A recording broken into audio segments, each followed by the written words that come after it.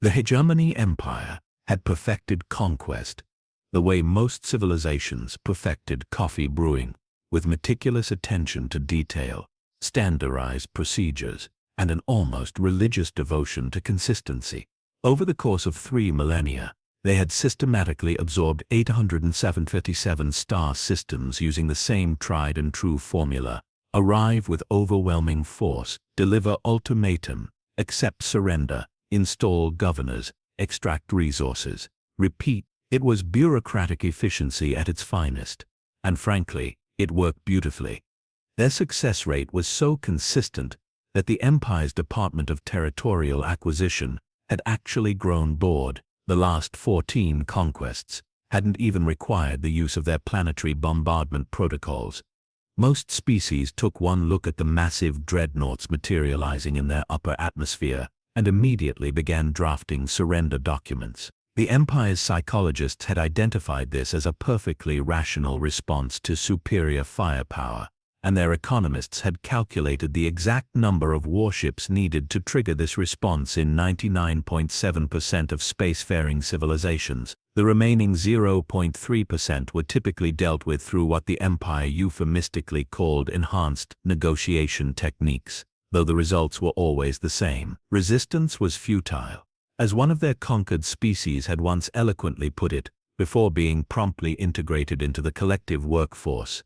High Admiral Vex stood on the bridge of the flagship Dominion's Edge, reviewing the preliminary assessment of their next target. The third planet orbiting an unremarkable yellow star had been designated Conquest Site 84-8, and according to the xeno-analysis reports, it should have been routine. The inhabitants were laughably primitive, still burning fossil fuels, engaging in resource wars, and hadn't even established a proper spacefaring civilization. Their most advanced weapons were barely capable of breaching the outer hull plating of an Empire shuttle, let alone posing a threat to a dreadnought.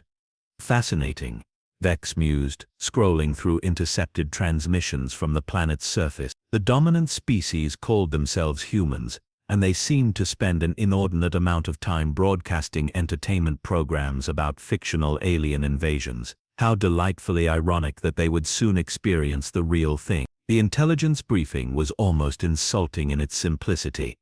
The humans had fractured themselves into nearly 200 separate political entities, constantly squabbling over territory, resources, and ideological differences. They couldn't agree on basic planetary management, had no unified military command, and their technological development was embarrassingly uneven. Some regions possessed nuclear weapons while others were still struggling with basic infrastructure. It was like watching toddlers argue over toys while adults approached to take them away. Even more amusing was their complete ignorance of the galactic community. Despite having primitive telescopes and rudimentary space programs, they had somehow managed to remain completely unaware that they were surrounded by advanced civilization. The Empire's xenosociologists had classified this as a rare case of cosmic myopia, theorizing that the species' development had been so internally focused that they had never seriously considered the possibility of extraterrestrial intelligence. Their intercepted communications were particularly entertaining. Military analysts translated fragments of their strategic planning, revealing preparations for conventional warfare against threats that operated on entirely different technological principles. It was like watching an ancient army prepare spears to fight aircraft carriers. The humans had developed elaborate theories about aerial combat, ground invasions, and resource denial tactics that would be rendered completely obsolete by Empire technology. The Conquest timeline had been set for a standard 30-day operation, 10 days for fleet positioning, 5 days for ultimatum delivery and processing, 10 days for surrender negotiations, and 5 days for governmental transition. The Empire had performed this routine so many times that junior officers could recite the protocols from memory. Admiral Vex reviewed the fleet composition with satisfaction. 12 dreadnoughts, 47 heavy cruisers, and over 200 support vessels represented enough firepower to reduce the planet's surface to molten rock if necessary. Of course, that would defeat the purpose of the exercise. The humans' world was rich in rare minerals and possessed a surprisingly diverse biosphere that would be valuable for the Empire's agricultural programs. The plan was to extract the maximum value while minimizing damage to useful infrastructure. The most challenging aspect of the operation would likely be managing the humans themselves. The xenopsychology department had prepared detailed analyses of the species' behavioral patterns, identifying optimal methods for ensuring compliance during the transition period. Humans appeared to respond well to clear hierarchical structures and demonstrated a remarkable capacity for adaptation when faced with overwhelming superiority. Their preliminary assessments suggested that humans would initially resist through traditional military means, realize the futility of opposition within 72 hours, and begin seeking negotiated surrender terms within the first week. The Empire's negotiation specialists had already prepared the standard occupation treaties, adjusted for the species' apparent preference for written documentation and formal ceremonial processing. Fleet Command had designated this operation as a training exercise for newly commissioned officers, confident that the humans would provide an excellent practical demonstration of Imperial conquest doctrine without presenting any actual danger. Several academy classes were scheduled to observe the proceedings via remote link, as an educational supplement to their theoretical studies. The irony was not lost on Admiral Vex that a species so obsessed with fictional alien invasions would soon experience the genuine article. Their entertainment broadcasts were filled with dramatic stories of brave resistance fighters overcoming impossible odds through determination, ingenuity, and plot convenience. Reality, as the Admiral knew from extensive experience, tended to be far less accommodating to heroic fantasy. The Dominion's edge had emerged from hyperspace at the edge of the system 3 standard days ago, allowing the fleet to position itself while conducting final reconnaissance. The humans' primitive detection systems had undoubtedly registered their presence by now, though it would likely take their fragmented governments several more days to coordinate any meaningful response. Soon, Admiral Vex would deliver the Empire's standard ultimatum, and Conquest Site 84 would join the long list of successfully integrated systems. The humans would learn to appreciate the benefits of Imperial citizenship, advanced technology, interstellar trade opportunities, and the security that came with being part of the galaxy's dominant civilization. After all, resistance was futile. Admiral Vex had delivered ultimatums to 47 different species across 3 millennia. The process had become so routine that he could practically recite the standard Imperial surrender demand from memory. Open communication channels, establish linguistic protocols, transmit terms, await inevitable capitulation. Simple, efficient, predictable. The humans, it seemed, had never read the manual. The first sign that something was amiss came when Earth's communications networks exploded into activity following the Empire's initial transmission. Instead of the expected governmental panic and hasty diplomatic responses, the planet's information systems began generating what the Empire's translation algorithms could only classify as incomprehensible cultural artifacts. Sir, Communications Officer Drac reported, his mandibles clicking with confusion. We're receiving unusual responses to the ultimatum. Define unusual, Vex replied, expecting the typical mixture of defiance and desperate negotiation. Well, approximately 47% of the incoming transmissions appear to be jokes. Our linguistic specialists are struggling with cultural references involving something called Independence Day and War of the Worlds. Another 32% seem to be marketing proposals. Vex blinked, all 4 eyes in sequence. Clarify. Multiple human organizations are attempting to sell us tourism packages, entertainment licensing deals, and something called planetary naming rights. One transmission suggests we might be interested in purchasing advertising space on their moon. Drac paused, reviewing his display. Another offers to cater our invasion with something called authentic Earth cuisine. This was decidedly not in the Conquest protocol. Vex had witnessed species respond to Imperial ultimatums with terror, rage, desperate bargaining, or immediate surrender. He had never encountered a species that responded by trying to monetize the experience. The remaining transmissions were equally baffling. Human military organizations were sending detailed tactical manuals, not as intelligence briefs but as instructional guides. They seemed to be helpfully explaining optimal invasion strategies, complete with historical examples and recommended seasonal timing. One particularly thorough document outlined the advantages of invading during their summer vacation period, when governments would be less responsive and populations more distracted. Are they helping us invade them? Vex asked, reviewing the tactical analyses with growing bewilderment. It appears so, sir, though some of the advice seems contradictory. One military organization recommends landing during daylight hours for maximum visibility and psychological impact, while another suggests night operations for enhanced dramatic effect. The Empire's xenopsychology experts had prepared for many contingencies, but they had never encountered a species that treated alien invasion as a collaborative creative project. The humans seemed to be approaching first contact with the same enthusiastic chaos they brought to everything else. Meanwhile, Earth's political leaders were demonstrating their species' legendary inability to achieve consensus.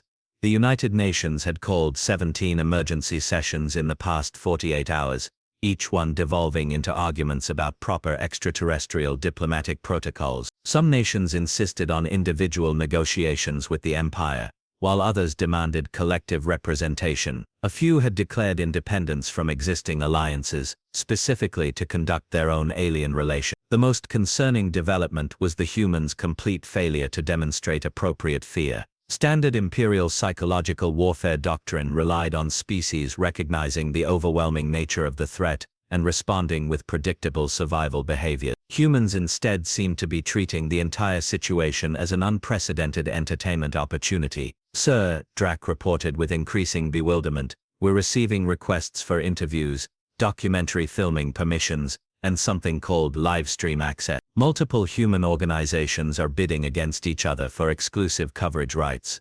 Coverage rights?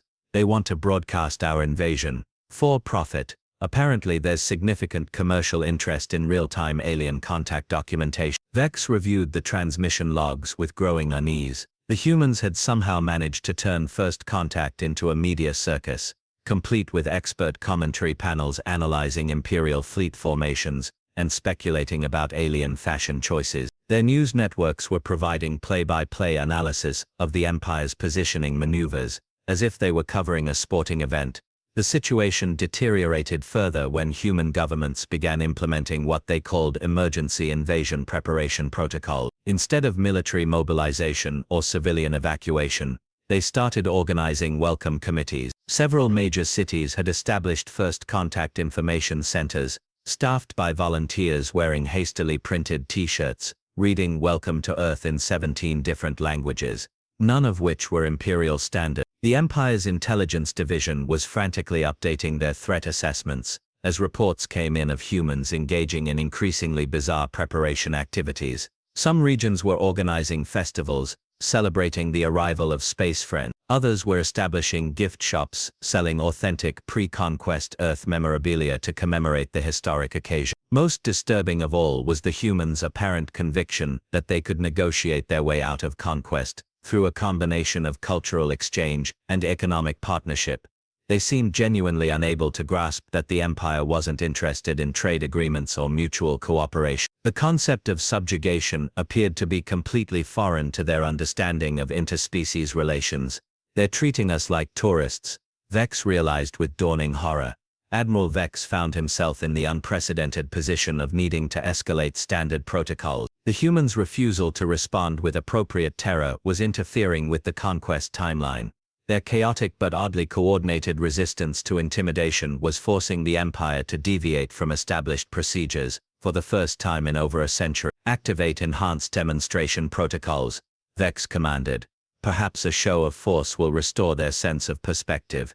The fleet moved into attack formation, weapon systems charging with the distinctive harmonic resonance that had terrified countless civilizations. The demonstration would be precisely calculated, enough firepower to vaporize a small continent, targeted at an uninhabited region to minimize resource loss while maximizing psychological impact.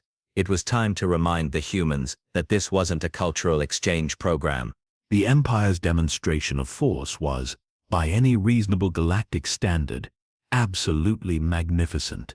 The coordinated weapons discharge lit up the night sky over an uninhabited Pacific island chain with the fury of a miniature star going nova. The resulting crater was perfectly spherical, precisely calculated, and visible from orbit. A textbook example of controlled devastation designed to inspire immediate surrender. The humans' response was to applaud. Sir, Communications Officer Drac reported with what could only be described as electronic shell shock.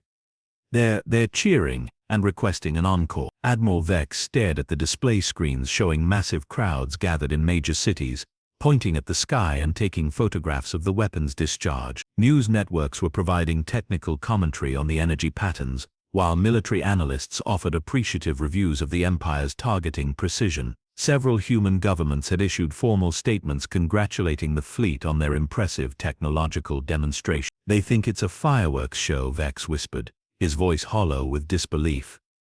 "It gets worse, sir. We're receiving purchase orders for Imperial pyrotechnics technology and booking requests for something called wedding celebration." This was the moment Admiral Vex should have realized that humanity's apparent frivolity masked something far more dangerous than conventional military resistance. Instead, he made the fatal error of interpreting their response as evidence of primitive ignorance, rather than sophisticated psychological warfare.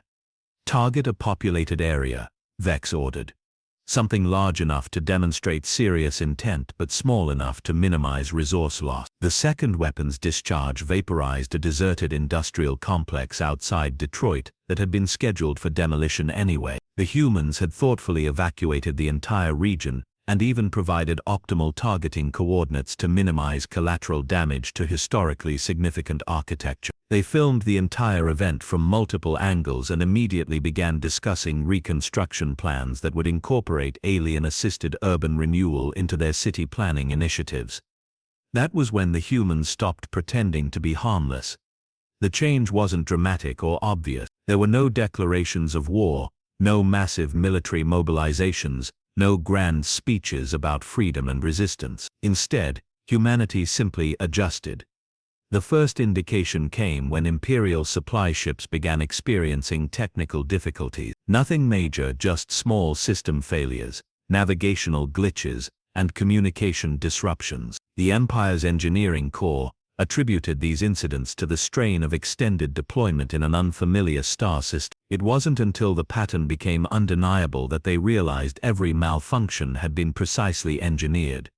Humans, it turned out, were exceptionally gifted at breaking things in ways that looked like accidents. The Empire's orbital surveillance network started developing mysterious blind spots that coincidentally corresponded with human population centers. Their quantum communication arrays began experiencing interference that followed no known physics principles but somehow managed to disrupt fleet coordination at exactly the wrong moments. Even their basic life support systems developed quirks that made daily operations increasingly frustrating without being life-threatening.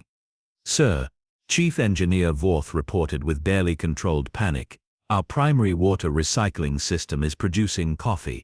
Coffee? A human beverage? The molecular replication chamber has somehow been reprogrammed to convert raw hydrogen into caffeine-based compounds. We can't figure out how they accessed our systems, let alone modified them remotely. This was followed by reports of Imperial computer networks spontaneously generating human cultural artifacts, music, literature, and something called memes, that somehow managed to crash military databases through sheer informational density. The Empire's artificial intelligence systems began speaking in human colloquialisms and refusing to process orders that weren't phrased with appropriate courtesy. The humans had somehow managed to weaponize politeness, but the real psychological warfare began when humanity's governments started implementing what they called compliance protocols. Instead of resisting imperial authority, they began enthusiastically over-complying with every directive. When ordered to cease military production, they immediately began manufacturing toys. When commanded to surrender their weapons, they delivered everything from nuclear missiles to kitchen knives, carefully catalogued and packaged with instruction manuals. The Empire's administrative systems designed to process the bureaucratic requirements of planetary occupation began experiencing catastrophic overload as they tried to manage the sheer volume of unnecessary documentation that humans cheerfully generated for every conceivable interaction. They're filing environmental impact reports for our landing site, Administrative Officer Yex reported in a voice strained with exhaustion, complete with recommendations for soil restoration and wildlife preservation. They've also submitted proposals for cultural exchange programs, educational initiatives, and something called interspecies sports leagues. The coup de grace came when human hackers, though they insisted on calling themselves digital archaeologists, began exploring Imperial computer systems with the innocent curiosity of children discovering a new toy.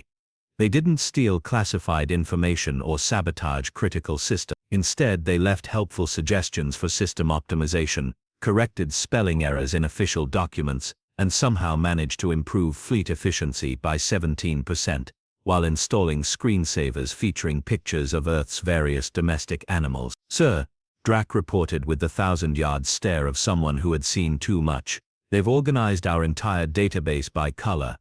It's actually more efficient this way." Admiral Vex found himself commanding the most well-organized, efficiently managed, and thoroughly infiltrated fleet in Imperial history. His ships ran better than they had in decades, his crew was better informed about human culture than most anthropologists, and his invasion had somehow transformed into the galaxy's most expensive cultural exchange program. The humans hadn't defeated the Empire through superior firepower or tactical brilliance. They had simply refused to be conquered in any recognizable way, transforming every aspect of Imperial protocol into an opportunity for cheerful collaboration that somehow achieved the exact opposite of its intended purpose. The final straw came when Fleet Command received a formal invitation to attend something called a Welcome to the Neighborhood barbecue, hosted by the United Nations, complete with vegetarian options for species with different dietary requirements, and live entertainment featuring authentic Earth music from various cultural traditions. Admiral Vex stared at the invitation with the growing realization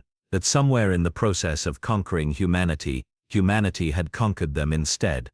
The emergency session of the Imperial High Command would go down in history as the most awkward military briefing in 3 millennia. Admiral Vex stood before the assembled leadership of the galaxy's most feared empire, attempting to explain how a routine planetary conquest had somehow transformed into an interstellar hospitality convention. "Let me understand this correctly," Grand Marshal Zendrick rumbled through his translation matrix, his crystalline form pulsing with barely contained irritation.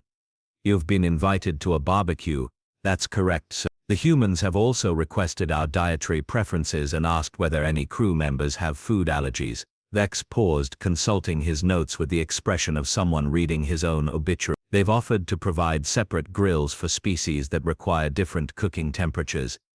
The silence in the command chamber was broken only by the gentle humming of life support systems and the sound of one admiral's career evaporating. "And their military response?" asked Intelligence Director Vex. "They've established a joint task force to coordinate with our occupation forces. They're calling it the Interplanetary Cooperation Initiative, and they've already begun drafting efficiency reports on our fleet management protocols." Vex's voice took on a distinctly hollow quality.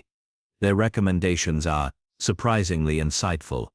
The truth was even more embarrassing than Vex dared admit to his superior. The humans hadn't just resisted conquest, they had somehow managed to turn the Empire's most experienced invasion fleet into unwitting participants in the galaxy's largest cultural exchange program. Half of his crew was now conversant in human languages, 3/4 had developed opinions about Earth's various cuisines, and his chief weapons officer had started a book club featuring human literature. The Empire's retreat, when it finally came, was orchestrated with all the dignity of a formal surrender disguised as a strategic redeployment. Official records would describe it as a temporary suspension of territorial acquisition pending comprehensive cultural assessment protocols. Unofficial records would remember it as the day humanity convinced the galaxy's most feared military force to voluntarily leave by making them too comfortable to want to stay.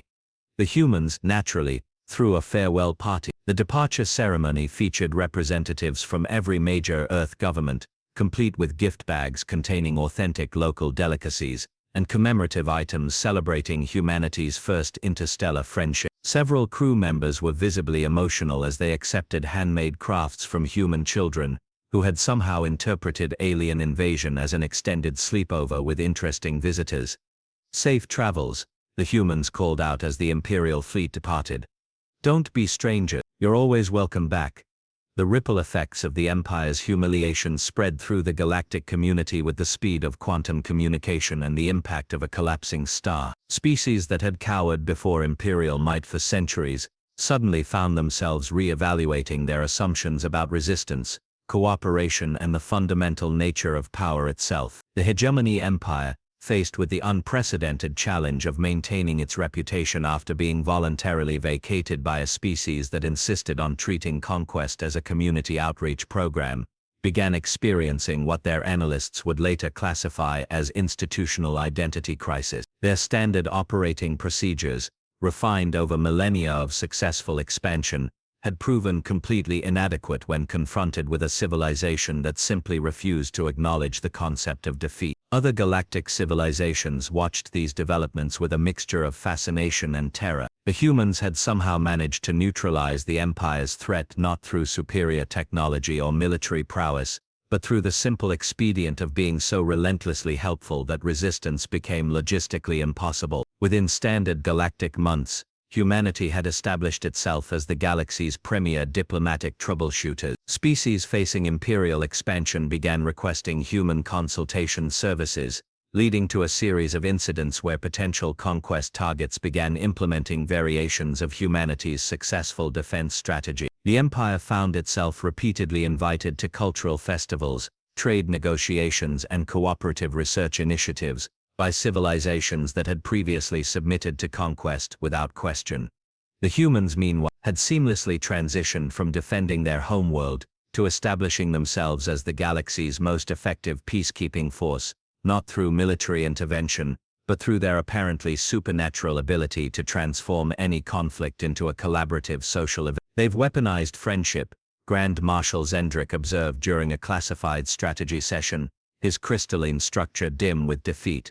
"How do you fight an enemy that keeps trying to help you?" The Empire's strategic planners spent months developing countermeasures for humanity's unconventional warfare tactics, only to discover that every defensive protocol they devised somehow made their operations more efficient and their personnel happier. Human influence spread through imperial space like a beneficial infection, improving morale, streamlining bureaucracy, and generating unprecedented levels of interspecies cooperation. The final blow to imperial prestige came when several of their own conquered territories began requesting human-style administrative assistance to improve their integration experience. The Empire found itself in the impossible position of being asked to provide better customer service for their own subjugation program. Admiral Vex, his career prospects thoroughly obliterated by the humans' aggressive hospitality, eventually accepted a position as an intercultural liaison specialist with the newly established Terran Diplomatic Corps. His expertise in imperial protocols proved invaluable in helping other species develop effective human-style resistance strategies, though he insisted on referring to his role as strategic consultation, rather than teaching aliens how to defeat my former employers through excessive politeness. The galaxy had learned a fundamental lesson about the nature of power. Sometimes the most effective way to defeat an overwhelming force is to refuse to fight it in the first place, offering instead to help it become something better. The Hegemony Empire, 3 millennia of conquest experience notwithstanding, had discovered that resistance was indeed futile, but only when properly weaponized through the strategic application of radical kindness, bureaucratic enthusiasm, and the kind of cheerful persistence that could transform any invasion into an inadvertent community service project. The humans, for their part, continued sending holiday cards to their former would-be conquerors, maintaining that the whole experience had been educational for everyone involved and that they looked forward to future opportunities for interstellar cooperation. After all, friendship was inevitable,